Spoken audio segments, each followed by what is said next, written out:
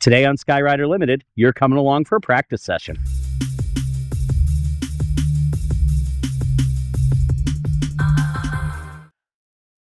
What's up, everybody? Welcome back to Skyrider Limited. I am Jesse.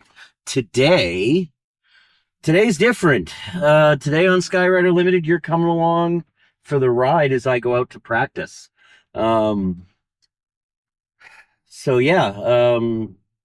By now, most of you will have seen, I am part of the U.S. team for the 2026 World Cup at Berck.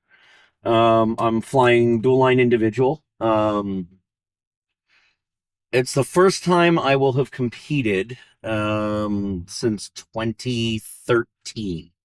So, it's been a while. And with that, I'm having to sort of change some of my flying habits, go back to doing things the way I did, before, and some of that will ramp up as we get closer, obviously, but we're starting to figure things back out again. It's been years since I was practicing for competition.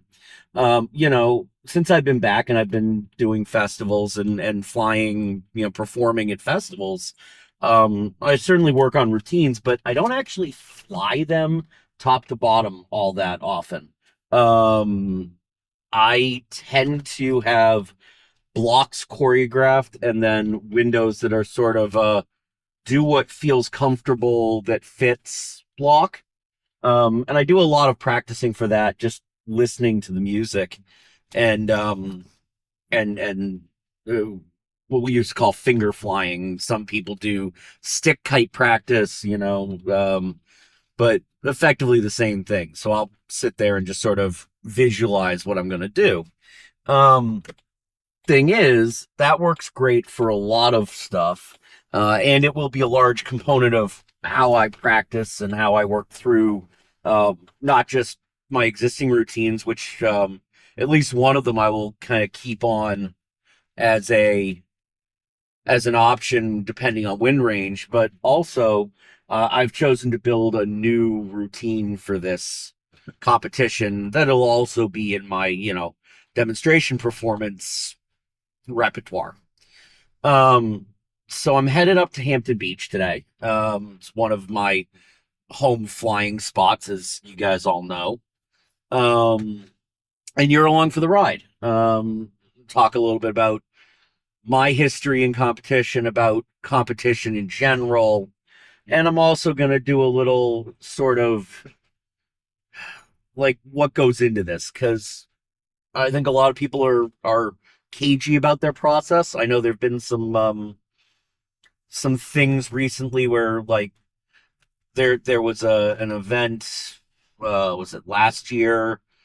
Event's probably the wrong word. There was a clinic, maybe, would be a better word, that Paul DeBacher and I think John Baresi was involved in, sort of help people get their head around flying to music and give some feedback on it, and sort of teach people the process. But this is that none of that got published, which was fine. It was a clinic. You had to go to the clinic to learn. I'm not no knocking on them at all. Like, the fact that they took time out of their schedule to do that was awesome. What I'm going to do is talk to you about the way I do this, and the first part of that is picking music. Picking music is certainly a big part of this. Finding something that you like and you're happy with and that you want to fly to is like better than half the battle,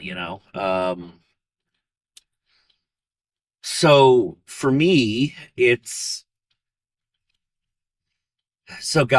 over the years I have flown to Disney music, like Disney movie music specifically, movie music, Broadway, um, done boy bands. I flew to Lincoln Park for a while. I have Fall Out Boy in my current rotation. Um, I flew to Dead Mouse for a while, so some electronic. Glitch Mob for a little while. I've quite literally spanned nearly every genre or adjacent. I haven't done blues or jazz, but never say never. Though, to be perfectly honest, I'm not the biggest jazz fan. Certainly not an aficionado. Um, I have found some music that I'm pretty excited about. It's a movie that I had sort of filed away as interesting, but never took a deeper dive. And so, literally on the plane on the way to Grand Haven, I started editing. Um, and I've got about a 3.5 minute piece of music. So, perfect place to throw this in here. Let's talk about music length. So, you're going to fly to music. Well, couple things to consider. If you're doing it for performance, you have to consider your audience's attention span because nothing is more disheartening than realizing you're losing the audience. Um, Competition, and I do actually need to double check this, used to be, and I believe we're still using the basic framework of the International Rule Book and the Stack Rule Book, which were sort of one and the same by the time they were done. I believe gives us between 2 minutes and 4 minutes. I have always personally liked being on the shorter end of that to the middle. The longer you go, the less an early statement, but also an early mistake sticks in the judge's mind. So there's a plus and minus to both. Realistically, if you're going to go longer in competition, you just have to have the meat to fill the sandwich, if you know what I mean. Um, but for performance stuff, like I said, I tend to stick around 3 minutes plus or minus. I certainly have a routine in my catalog right now that's on the longer end of that. One of my, it's not one I trot out a ton anymore, but my last competition routine, which I still use on occasion, was like 2 minutes and maybe 30 seconds. It was short. It was supposed to be highly impactful and get the heck off the field. It was also super loaded up on stuff I was going to do originally, um, which meant high risk, high reward layout. As I've matured a little as a flyer, I don't necessarily think that 2.5 minutes of every trick you can throw at it and barely fitting the music is the way to go. But if somebody wants to go that route and can execute it, it probably will work, depending on judges' taste and things like that. It's not a bad way to go, but you have to be able to execute. And for me, execution means not. So my dad and I used to call it the 80% rule. Personally, I've gravitated toward the 90% rule, which is basically if you can't do it 9 times in 10 in all win conditions, you don't do it. And so that's, in terms of choreography and routine crafting. Elements that aren't consistent aren't elements you can use, basically. So, I'm on my way up to the beach. It's about 45-minute drive or so. Um, Thing I like about going here is it is a place where I can fly on my performance lines. Even at high tide, this beach is big enough that I can be on 40-meter lines comfortably and also not be in anybody's way on those 40-meter lines generally. Precluding someone being silly and like having an entire empty beach and setting up directly underneath me, which, happens from time to time and I'll just pick up and move. It's not that big a thing. Um, but, so competition routine practice as opposed to going out and shooting a video to fly, that's going to get edited down to 3 minutes of kind of a cool trick sampler and a fun, and a fun beat, which obviously that's a lot of the flying that's on the channel. Um, when I'm going out to do that, long driver stuff, I listen to whatever I listen to, a audiobook or a playlist. Maybe I'll listen to, I have a playlist I call the Electro Metronome that is basically all at the beat per minute that I tend to want to fly at for those videos, just to sort of get a rhythm in my head so that I can, go out and fly like that, and give you guys content because, I mean, I am nothing if not a content factory at times. For this, when I'm done babbling and I just let the camera grab video of the drive for, B-roll, I will probably start listening to the actual music I'm going to fly to. Believe it or not, I actually listen to that music probably about 5 times a week, 4 or 5 times a week, at least one way on my drive to work. Um, at least one way on my drive to work, I will be listening to that music of all of my various routines and sort of going through it and memorizing it. Particularly music with lyrics. I actually use lyrics as markers for where I am in my routine. So you know, you've by now, if you've watched the channel a lot, you've probably seen either my Beetlejuice musical routine for quad, for example. And so there's certain, obviously, in that routine, I'm flying to the words as much as the music. So there are um, key points in the music. I think Paul calls them grips. DeBacher calls them grips. Um, that change the kite's characterization. In that one, I think it's good to look at the kite as a character more than um, not more than a kite. And it's expressive. With the music that I'm working on now for World Cup, it is an all orchestral piece, so it's very much about the music and how the music was characterizing what it was behind in the movie. Um, and I guess here is as good a place as any to tell you what the movie is.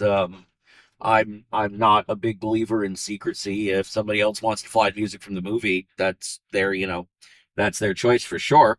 And so I'm using music from the movie The Incredibles. It's edited together from about 5 or so pieces. And I actually flew it on Sunday at Grand Haven with a very, very, very, very loose plan. And it went okay. I mean, obviously it was not a routine. It was some ideas at that point. But it was a way to sort of test the waters. And obviously, like, I listened to it a bunch. I edited it. I listened to it for, I probably, the night before, Saturday night, I probably listened to it for close to an hour, just trying to get a game plan together. But one of the big things with music for this sort of stuff is it doesn't sound the same in your headphones as it does over a PA. No matter how much you know the music, until you hear it on the loudspeakers for the first time, at least for me, I don't know 100% that it's going to work. I think it's going to work, but and usually, I've done this long enough. I usually have a pretty good sense, but yeah, getting it on the speakers is different. Um, so with that, like, I'm on my way up there, so I'm gonna pull up my music. And God bless the cloud and iTunes. One of the nice things you can do is add a file and it finds its way into the cloud. And so, up we come and up plays the music. And you should be able to hear a little bit of this. Look back, darling. It distracts from Cue the tone. now.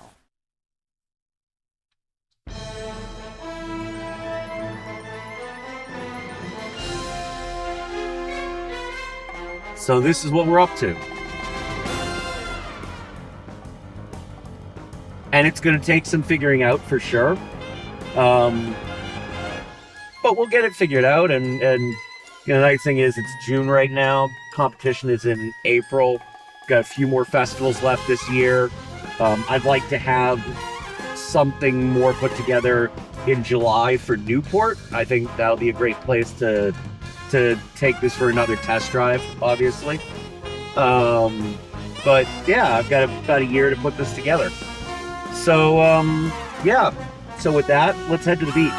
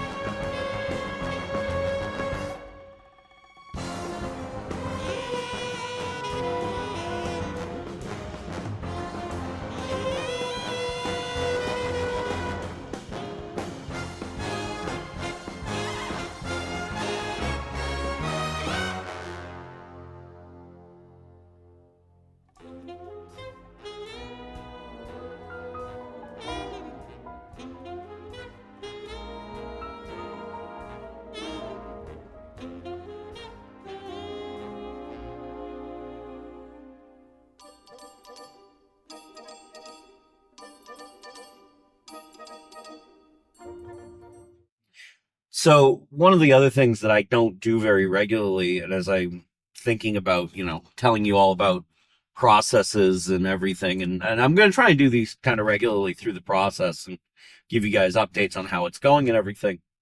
Um, because I've been sort of focused on the content creation flying or performances, which I mean, the show must go on. But generally, I've just been sort of muddling through in high wind. I haven't been going out to practice in high wind. Um, it's, I mean, I think a lot of you out there will agree. It can be a lot less fun fighting the hard wind. So one of the things that I'm trying to do is get better at executing. You were talking about the 90% rule earlier. Executing tricks, elements, the routine when the wind is high. Um, Really, when the wind is in all conditions, high, low, whatever it may be, need to hit the routine. And that doesn't mean that they can't be like different types of routines for different wind condition, even different routines for different wind conditions. If you've ever seen the Blue Angels or the Thunderbirds, you've maybe heard the phrase high show and low show. The Thunderbirds have a maneuver called the high bomb burst. And they won't perform it if the ceiling isn't high enough because they can't go into the clouds for aerobatics. And similarly, there are some tricks, there are tricks that are better, in high wind than others. Comet, for example, is a surprisingly good high wind trick if you're, good at the trick, for example. I think we can all agree if you go watch, video of guys like Richard Debray, there's a excellent use of Comet in high wind for success in competition and really in everything. But I have let my high wind skills get weaker as I have been out of this for a bit, and I need to improve that in the next year a lot. So that's one of the things I'm going to be focusing on is getting out, not when it's a perfect day all the time, but when it's not a perfect day. And getting used to performing in that again. And I don't mean performing like doing the performance, but performing like flying at as high a level as I can push myself to. Um, you know, I'm realistic here. It's been a long time since I've competed, so I just don't know where I'm going to land. There's a lot of talented flyers out there in the world, and a lot of talented flyers from the countries that participated last time. But I'm hopeful to be competitive. I would love to, first of all, it's a team competition, so the better I am, the better the team does, right? Um, that's part of the format of the World Cup. It's not just individual competition; it's also the team competition. But at the same time, and maybe selfishly, I want to see if I still have it. If I'm still competitive, not just locally, but on the world stage, and see really where I land with that. So that's going to be a big part of getting ready for this is building a routine for the framework of the competition, but also building a routine with an eye on, being competitive against the best flyers in the world. And I think it can be done without going trick crazy. I think my background in team and pairs flying, and the 30 odd years I've been doing this, um, the having been along for the evolution, like there are things that I bring to the table that are within my sort of taste and style that I think will spam call. Um, that I think will go well for me. Um, with the right trick elements laid out to the, to this music that I'm really excited about, and I think has the right opportunities to do that well-rounded routine. But we'll see, it's new judges. I haven't been in front of international judges in a long, long time. So it'll be interesting to see. Like, I have a sense of their taste from last, from 2024. I have a sense of what works and what doesn't, but it's not going to be the same judging panel necessarily. So, everybody, well, it's supposed to be objective judging. It's also subjective judging, both because everybody has a taste and a style that they like, but also because it's not purely technical based. We're not doing precision this time. So it's open to interpretation on choreography and style, technical merit. All of that has an element of interpretation. That's what's great about it is, maybe I'll appeal to one judge and not the other. And as long as I appeal to a majority, I'm in the fight. So, it's figuring that stuff out that's going to be a good part of what I've got to do going forward. So, that's exciting to me because it's in addition to crafting the routine and, doing the stuff that I have to do to be competitive. It's also solving a puzzle. The judges are a puzzle. They're a riddle. Figuring out how to appeal to them is figuring out the solution to a puzzle. And like I said, I'm excited about that. I'm excited about what that brings to the table as I almost get collected by a guy in a Tacoma. Yeah. So, it's going to be interesting going forward. We'll see. We shall see.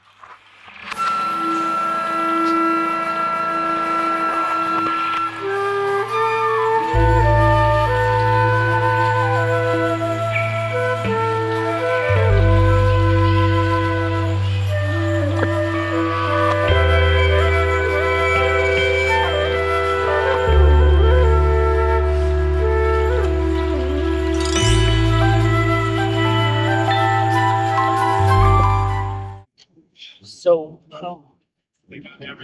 here we are. Like I said, and this is we shot a little like backtracking, but obviously it's not part of the series where you get to kind of watch me and the kite a bit. I apologize that we're going to stick to kind of wide angles on the kite.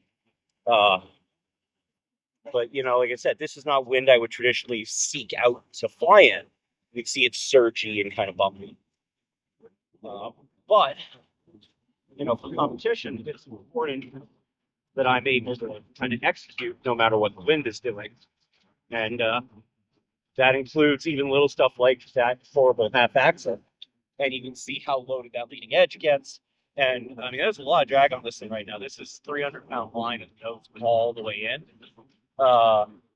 At Grand Haven, with simple conditions, I was 44 pound. And problem I was running into was there was so much line drag at the 400-pound line that it was really easy to hang a wingtip up when I tried to execute anything. So I was pretty much reduced to wasn't even a good one, but stuff like this. God, rocking it right now. I actually would bent it on the sustained end right now. The wind is higher than it was at Grand Haven.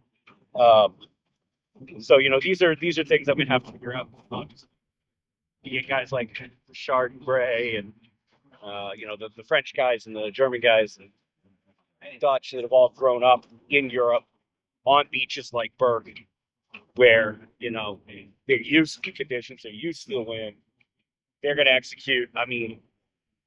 Half the time I think Richard just goes to a smaller kite but still flies the standard when it's blowing like 20. So I find that all kind of telling in of itself that I need to brush up my high wind skills. And the thing is, right here, like this is nice and fluid because the wind just dropped off almost entirely. Right now, the standard 150-pound line would be fine. It's almost thermally so choppy to the building.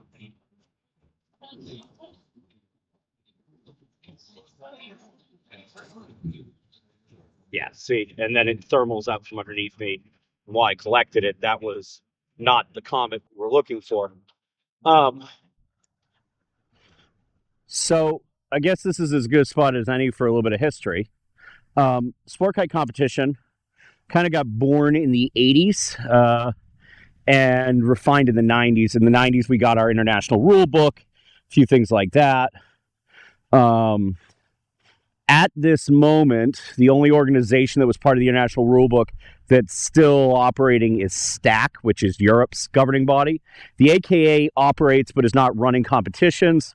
Hopefully that'll come back, or something in the US will come back at some point. And then I don't know what's going on in Japan, to be fair. So the Japanese league may still be rolling. I just don't honestly know. So we used to have ballet and precision. Ballet is kites to music. It's like floor routine in gymnastics or figure skating competition. And it's what you're used to seeing me do for, demo performances at festivals and stuff like that. Precision, which was our other category, which I used to really enjoy, so I'm a little bummed we're not doing it anymore, was compulsory figures. And so what happened is we got 6 figures prescribed to us to practice, and then at the event we were told which 3 of the 6 we were all going to fly. And so everybody flew the same 3 figures, and then you flew a freestyle routine to sort of show off your skills. So there was an objective and a subjective judging component to that, which was kind of nice, which I did really, really enjoy. I liked practicing figures. I still incorporate a lot of figures into what I do. If you pay attention carefully, you'll pick out stop signs, steps, and all sorts of familiar figures. So where we are now is this sort of slightly modified set of STAC rulebook rules for ballet. That's what we're doing for the World Cup, and it's sort of more it's a competition, but it's also a show, which is good because, that is how we find sponsors and survive. How events become marketable is we can do competitions, but we also need to remember that we are putting on a show, and it's an air show, and that's super cool. So, with that in mind, there's no longer, big surge there. No longer an opportunity to sort of even it out between the two. It's both, as you fall over, it's both events counting together, anymore. It's just the ballet. So everything's got to hit and all win. And you can see right now I'm not even close. I need extra tools, which is fine. That's why we're out figuring this out right now, is to figure out if we need extra tools. When that wind hit and this thing loaded up, I either needed to be on heavier lines so there was more drag, or I needed more venting. Hard to say right now. The nose on this is pulled all the way in, so I don't have a lot of options beyond those two in terms of setup on this kite. So like I said, I just need to find the ways to do stuff like that when the kite is also doing that, because you can see up here, it's pretty loaded, and it's even kind of trying to drag me away a little bit when it surges. Smooth. The nice thing about the intention vent is with the active standoffs and the active leech line, it never really surges when the wind gets bumpy like that, but it does generate some pulse, just fine. So, I got to figure out how to manage that a little better while still being able to fly it when the bottom of the wind is basically non-existent like it is right now. Well, that's it for this one, guys. Thank you so much for tagging along, for, liking, subscribing, following, and sharing as always. I hope you enjoyed this look into my prep for World Cup, and we We're going to do these regularly. So until then, I will see you guys out there.